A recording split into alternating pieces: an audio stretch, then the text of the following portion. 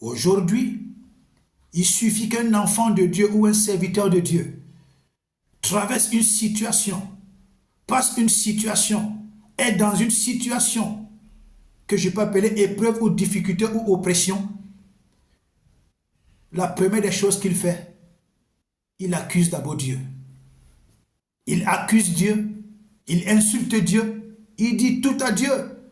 Pour certaines personnes, parfois elles se ressaisissent, elles demandent pardon à Dieu et elles avancent. Pour d'autres personnes, elles restent catégoriques, elles quittent l'église, elles quittent le sacerdoce, elles quittent Dieu, elles rentrent dans le monde, elles rentrent dans la pourriture, elles rentrent dans ses vomissures. Quand tu te comportes comme ça, sache que Dieu ne paie rien. Dieu ne paie rien. Dieu est éternel. Et tu ne peux pas faire le chantage à Dieu. Tu te fais le chantage à toi-même. Alléluia.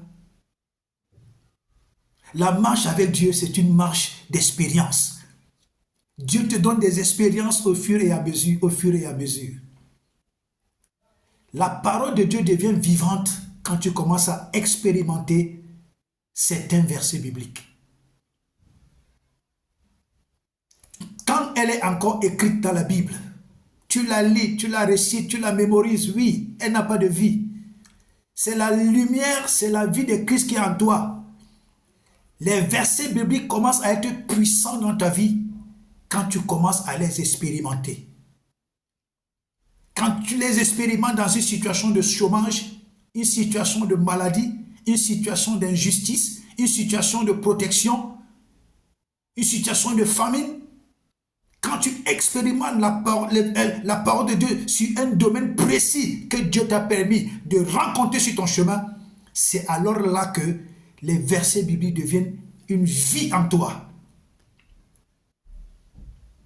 Tu peux réciter tous les versets bibliques, hein, mais tant que tu n'as pas commencé à expérimenter chaque verset biblique d'une manière particulière dans ta vie, tu ne connaîtras jamais la puissance qu'il y a dans les versets bibliques. Chaque verset biblique a un code. Chaque verset biblique porte la vie. Et chaque épreuve, chaque difficulté te donne donc de rencontrer la vie et la puissance qu'il y a dans ce verset biblique. Chaque difficulté te permet d'expérimenter la puissance qu'il y a dans un verset biblique. Chaque oppression, chaque épreuve te donne d'expérimenter la grandeur et l'immensité de la puissance de Dieu que tu sais. Si Dieu ne t'expose pas aux épreuves, comment est-ce que tu sauras que Dieu est puissant? Si Dieu ne t'expose pas aux difficultés, comment est-ce que tu sauras que Dieu est puissant? Les sorciers, les agents du diable, Dieu a permis, Dieu a laissé qu'ils te touchent. Pour que après tu expérimentes la bonté et la puissance de Dieu qui vient te délivrer de la situation. Quand tu n'as pas de témoignage, tu n'as pas de repère.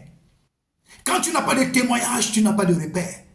Et toute personne qui sert Dieu, qui n'a pas encore expérimenté des moments difficiles, des moments forts, des moments d'oppression, et que Dieu n'est pas venu l'en sortir, il ne saura jamais l'immensité de la puissance de Dieu qu'il sait. Oui, frères et sœurs. Et aujourd'hui, beaucoup de chrétiens oublient vite.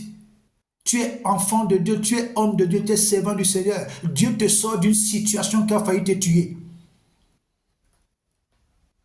Tu oublies ce que Dieu t'a fait et tu rentres dans tes vomissures. Tu oublies la bonté de Dieu, tu oublies la grâce de Dieu, tu oublies la faveur que Dieu t'a faite en te sortant de cette situation. Tu oublies facilement et tu rentres dans des vomissures. Sache que quand Dieu va revenir pour te juger, c'est la mort qui va te prendre. Premièrement, il t'a fait grâce. Pour la seconde fois, Dieu va laisser que tu meurs. Bien-aimé, Dieu, j'ai dit parfois aux gens que Dieu, on nous a mal expliqué Dieu là. Les pasteurs nous ont mal fait en nous parlant seulement d'un Dieu qui est plein d'amour. Non, Dieu est amour et Dieu est sévère. C'est pourquoi il dit considère la bonté et la sévérité de Dieu. Dieu est amour et Dieu est également dangereux quand tu lis Hébreux 10. Ayons ce courage, ayons ce toupet de dire aux enfants de Dieu Toi, pasteur qui m'écoute, Dieu n'est pas bon éternellement. Disons aux enfants de Dieu que Dieu est bon et Dieu est sévère. Dieu frappe et Dieu tue. Dieu frappe et Dieu tue. J'écoute des enfants de Dieu parce que vous écoutez un évangile, parce que vous vous dites que cet homme de Dieu, comme là la popularité, ce qu'il dit est vrai. Non, c'est écrit dans la Bible. Dieu pardonne, Dieu accorde miséricorde, Dieu est sévère et Dieu tue. Dieu tue. Dieu résiste. C'est ça la nature de Dieu. On ne peut pas changer Dieu. On ne peut pas changer Dieu. Épiloguez comme vous voulez. Sortez toutes les révélations que vous voulez. Dites ce que vous voulez aux chrétiens. Dieu est bon et Dieu est dangereux. Dieu pardonne et Dieu tue. C'est clair. La mort de Jésus n'a pas changé Dieu. Jamais. Lisez Apocalypse. Je dis souvent aux gens, laissez même les évangiles, laissez l'Ancien Testament, laissez tout. Allez seulement lire Apocalypse de Jean. Là, vous saurez qui est Dieu. Vous saurez quelle est la véritable nature de Jésus. Dans le livre d'Apocalypse, qui est le livre de la fin, Jésus n'est plus l'agneau. Jésus n'est plus l'agneau. Jésus est le lion qui juge. Jésus est le juge. Il dit, je rendrai à chacun selon ses œuvres. Il n'a pas dit que seulement aux païens. Non. Je rendrai à chacun, dont les païens et les chrétiens, Jésus rendra à chacun selon ses œuvres. Il rendra chacun selon ses œuvres. Tu blagues avec ton salut, tu blagues avec ta vie. Tu t'amuses à faire entrer du n'importe quoi dans ta vie, tu blagues avec ton salut. La mauvaise compagnie corrompt les bonnes mœurs. Oui, la mauvaise compagnie peut te corrompre et elle va te corrompre. Elle va corrompre tes pensées, elle va corrompre ton maquillage, elle va corrompre tout dans ta vie. Parce que tu te dis, en tout cas, n'est-ce pas, Dieu est amour? Qui vous a dit ça? Qui vous a dit ça? Dieu est amour parce qu'il veut que tu te répandes. C'est tout. Expliquez bien l'amour de Dieu. Dieu est amour parce qu'il veut que tu changes de vie, que tu te répandes. C'est tout. Quand tu ne changes pas de vie, Dieu te regarde. Jusqu'au jour où il te livre entre les mains du diable. C'est fini. Attention. Attention. Jésus m'a pris le soin de dire que ce n'est pas tous ceux qui me disent Seigneur, Seigneur qui entreront dans le royaume des cieux. Ce n'est pas tous qui vont entrer. Mais comment ce passage de l'écriture peut passer comme ça sous vos yeux? Ça ne vous donne pas des frissons. Ça ne vous fait pas peur. Donc c'est-à-dire que beaucoup de serviteurs de Dieu, beaucoup d'enfants de Dieu, entre parenthèses, ne sont pas appelés au salut.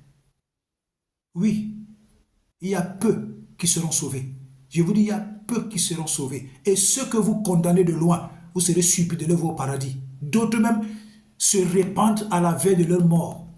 D'autres reçoivent Jésus à la veille de leur mort, comme le brigand sur la croix.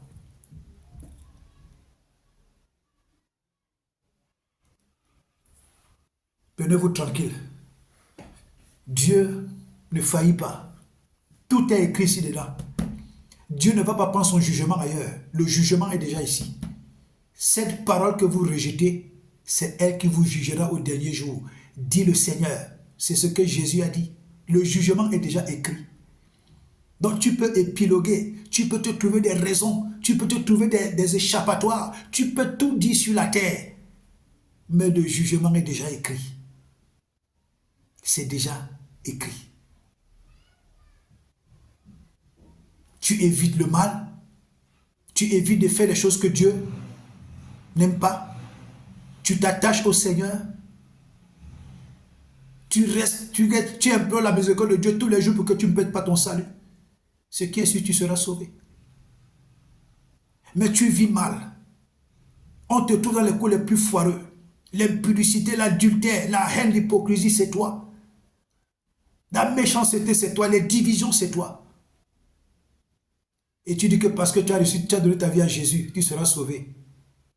Comme on dit dans mon pays, tu te trompes toi-même. Tu te trompes toi-même. Va bien lire Apocalypse des gens. Va bien lire. Mais à partir du verset, à partir du chapitre 6, va bien lire. Tu vas comprendre le degré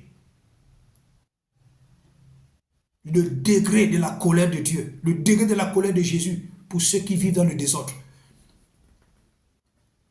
Le salut n'est pas garanti. Hein. C'est ta façon de vivre qui te garantit le salut. C'est ta façon de vivre qui te garantit soit le salut, soit l'enfer. C'est ta façon de vivre. Comme d'autres pasteurs sorciers, on ne sait même pas de quel monde ils viennent. Il veut faire comprendre aux gens que la grâce permet tout. Quoi? Donc Jésus est venu mourir pour valider le péché. Jésus est venu mourir pour valider le péché. Et vous écoutez certains pasteurs, certains apôtres, des sorciers et des vampires qui disent aux gens que non, depuis que Jésus est mort là, tout ce qu'ils commettent maintenant comme adultère, comme fornication, comme vol, tout ce qu'ils commettent là, on appelle plus ça péché. Mais c'est quoi cette histoire? On appelle ça quoi? On appelle ça quoi? Toute désobéissance envers Dieu, c'est un péché. Et des pasteurs, vous trouvez des papas qui les écoutent. Bon, tout le monde n'est pas né pour partir en paradis. Hein.